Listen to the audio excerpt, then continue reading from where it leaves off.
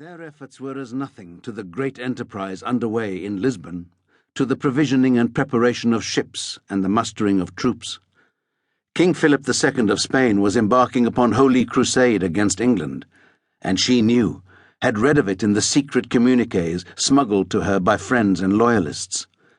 A pity she would not live to see the ancient faith restored, or to witness the conquering Spanish enter London. A pity, too, those secret messages had been intercepted. Those friends and loyalists compromised, caught, and turned. Walsingham had brought her to this point. That name, that dark eminence, Sir Francis Walsingham. The spymaster of Elizabeth had sent so many to the rack and scaffold, had placed so many agents, had revealed so many plots. She had been wrong to believe she could outwit him, foolish in thinking there was any sanctuary from his reach. Ever austere and ever watchful, with the patience of a serpent, it was Walsingham who had uncovered her scheming and pursued her to the end. His henchmen would be secreted among the gathered audience, would soon report on her destruction. Perhaps he would raise a smile, a toast. She had other concerns. Besides, there was scant advantage in regret. Her women fastened the girdle at her waist and attached a rosary, placed a pomander chain and Agnus Dei about her neck. The finishing touches. She was 44 years of age and in her 19th year of captivity in England. She reached and lightly brushed the tear-patterned cheek of her favourite servant. "No weeping, my sweet Jane. I beg it of you." "Forgive me, my lady." The eyes and voice were hollowed in sadness. "It is too much to bear to see you mistreated." "Mistreated?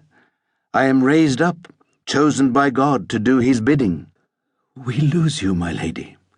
"Nothing is lost, save the frailties of flesh and the burden of existing. Be happy for me. I have prayed for this moment, for relief from my suffering. Now it is upon me." "May we not mourn for you, my lady?" Mary smiled in gentle admonition. "I forbid it, for I go resolved and willing as penitent sinner to my fate." "You leave us behind, my lady." "To rejoice and to well remember and to keep alive the name of Mary Stuart, Queen of Scots." "I could not forget, my lady." The voice of the lady-in-waiting constricted between sobs.